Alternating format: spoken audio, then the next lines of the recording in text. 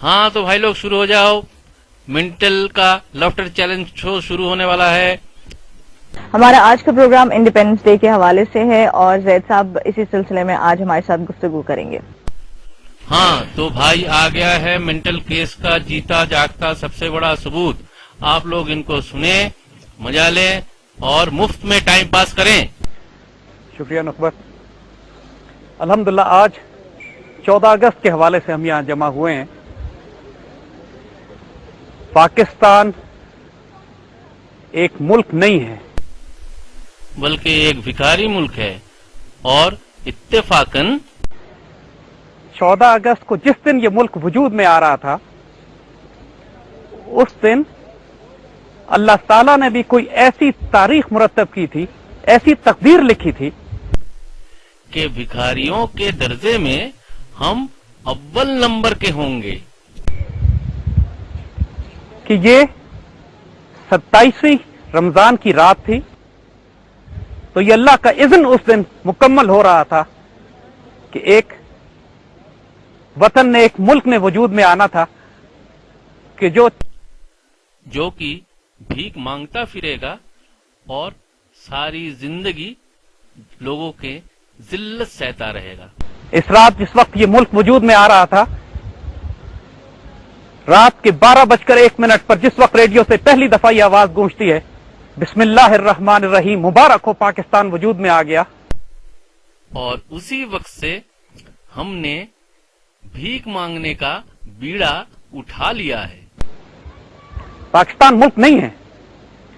पाकिस्तान, जैसे हमने कहा, एक जुनून है, एक इश्क का नाम है। ये मुल्क उस वक्त वजूद में आया था जब हिंदुस्तान में पहला हिजड़ा मुसलमान हुआ था, और उस वजूद के वजह से आज पूरा पाकिस्तानी कौम हिजड़ा बना बैठा हुआ है, हिजड़ों की तरह भीख मांग रहा है, जो कि हिजड़े करता है। लेकिन जिस वक्त ये 14 अगस्त का ऐलान रेडियो पाकिस्तान से हो रहा था, कम से कम 1.25 करोड़ मुसलमान या निकल चुके थे घरों से या निकलने की तैयारी कर रहे थे। अपने आबाओ अजदाद की जमीनों को छोड़कर, अपने बाप दादा की कब्रों को छोड़कर, अपने घर बार, अपने माल दौलत, अपनी तालीम, अपना सब कुछ पीछे छोड़कर एक ऐसे रास्ते की तरफ जिसमें कुछ नहीं मालूम था उनको कि कल उनके साथ क्या होने वाला है। ये तो अल्लाह मियां ने मुकर्रर कर दिया था कि भीख ही मांगनी है, कैरी लुगर के जरिए। अल्लामा इकबाल का ख्वाब, जो 2 ख्वाब अल्लामा इकबाल ने देखे थे, उसमें से पहले ख्वाब की तकमील का वक्त। अपने बड़ों से पूछेगा जिन्होंने ये वक्त देखा था जब ये आवाज रेडियो पाकिस्तान से निकली कि आपको मुबारक हो, आज पाकिस्तान वजूद में आ गया है। और कितनी दफे वजूद में लाएगा? 3 दफे तो पहले वजूद में ला चुका है, या जिंदगी भर वजूद में लाते लाते ही फौत हो जाओगे? हाँ, पाकिस्तान की और मुसलमानों की क़यादत को यह ऑप्शन दिया गया था कि पाकिस्तान ना बनाओ। उनसे हिंदुओं ने और अंग्रेजों ने कहा कि हुकूमत में हिस्सा ले लो,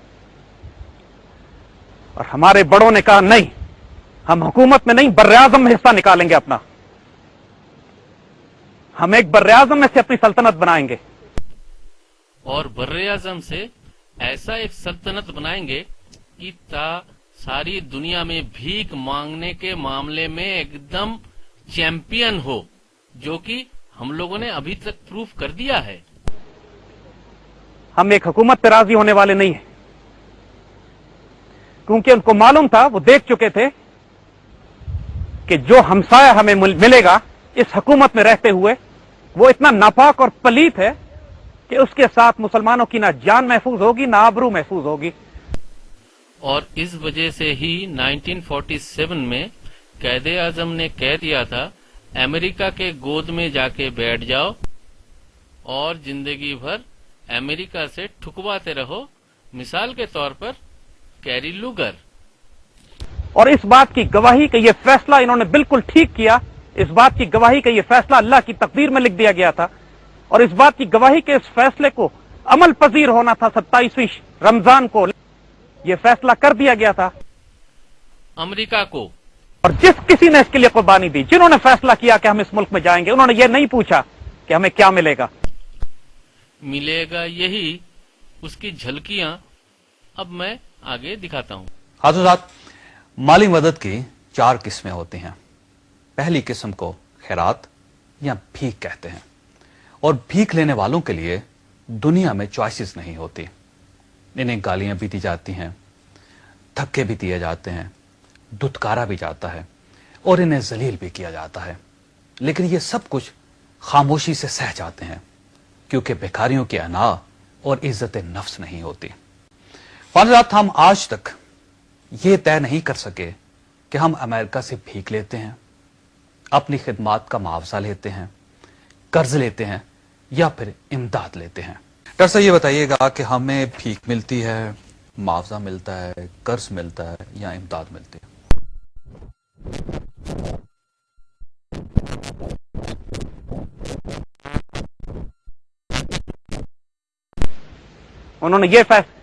انہوں نے کوئی گارنٹی نہیں مانگی, کوئی ایشورٹی نہیں مانگی, کوئی یہ سوال نہیں کیا کہ ہم کس واسطے اپنے آپ کو اجاڑ رہے ہیں اپنی ان زمینوں سے جہاں ہم نسلوں سے رہتے چلے آئے. آئیں آپ کو تاریخ بتائیں. تاریخ میں بتاتا ہوں. 1947 کے بعد جتنے بھی مسلمان پاکستان گئے ہوئے تھے, آج کے دن میں بھی اسے مہاجر کہہ کے بلایا جاتا ہے. کتنی ذلت کی بات ہے. اور یہ زاہل حمید انڈیا کے مسلمانوں کا حمایتی بنتا ہے. اس سے تو پوچھے کہ بھی کیوں اس کو مہاجر کہہ کے بلایا جاتا ہے, جواب تو دے, یا خالی بھونکے گا زندگی بھر. اب اس کے پاگل پن کا دور اب شروع ہو رہا ہے, ذرا مزہ لے لیں. یہ ہماری بہنوں اور بیٹیوں کی امانت ہے جو آج بھی انڈیا میں رہتی ہیں, سکھ اور ہندو بن کر. کوئی ایویڈنس ہے یا ایسے بھونکنے سے پروو ہو جائے گا؟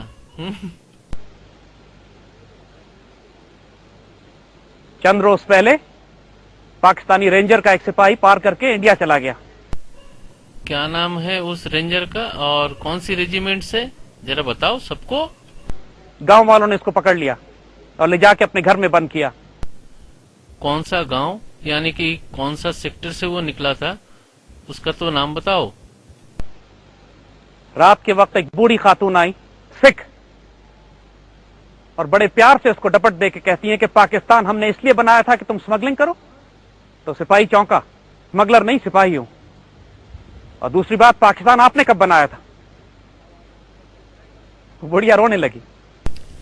اسٹوری بھی بہت اچھی ہے اور اسکرپٹ بھی بہت اچھی ہے, تو ساتھ میں کچھ ایویڈنس تو دو گے. بنا ایویڈنس میں ایسے سامنے بیٹھ کے بات کرو گے آڈینس کے سامنے, تو وہ یہ بھی سمجھیں گے کہ بھئی بھونک رہے ہو. ایسے بھونکو مت, کچھ ایویڈنس وغیرہ دو ساتھ میں, نہیں تو جمتا نہیں ہے. نہیں تو اس بات کو ماننی پڑے گی کہ بھئی تم وہاں پہ موجود تھے جیسے تم کہتے رہتے ہو, اور مجبوراً مجھے اب وہ کلپ دکھانا پڑے گا جو تمہارے ملک کے لوگ تمہاری ٹانگ کھچائی کرتے ہیں. مطلب کچھ لوگوں کا خیال ہے کہ آپ بہت جذباتی انسان ہیں, آپ اس طرح فلم بند کرتے ہیں مناظر کو کہ جیسے آپ وہاں خود موجود ہو. آپ کیا بہت جذباتی انسان ہیں؟ کو اس طرح فلم بند کرتے ہیں جیسے آپ کی خود اپیرنس ہو, وہاں پہ آپ موجود ہو, آپ کے سامنے ساری تاتاریت ہو رہی ہو, جنگیں فلانی ہو رہی ہو, کیا آپ وہاں خود موجود ہوتے ہیں؟ یقین کیجیے خالد, ہمیں اس بات کو اپنے ذہن میں بٹھانا ہوگا کہ اس ہر اول دستے میں ہوتا تھا جس میں محمد بن قاسم میں نے آج تک سٹوریاں سنائی ہیں. ہمیں اپنے دماغ کو واضح کرنا ہوگا کہ میں ہر سٹوری میں ہوں. میں اس میں رات کو جب سب تھک ہار کے یوں پڑے ہوتے تھے, لمبے میدان ہوتے تھے, چاندنی ہوتی تھی, سورج اوپر ہوتا تھا, بہرحال میں گندے لطیفے سناتا تھا سب کو. یقین کیجیے سارے کہتے مار مار کے ہنستے تھے. انٹرٹینر تھا بیسیکلی اس دور میں, اگر دیکھا جائے تو آج کل انٹرٹینر تھا میں اس دور میں. ہاں تو بھائی, کیسا لگا اس کا شو؟ اگلے ایپیسوڈ میں میں اس کے بھونک بھونک بھی سناؤں گا اور اس کے کرتب بھی دکھاؤں گا میں.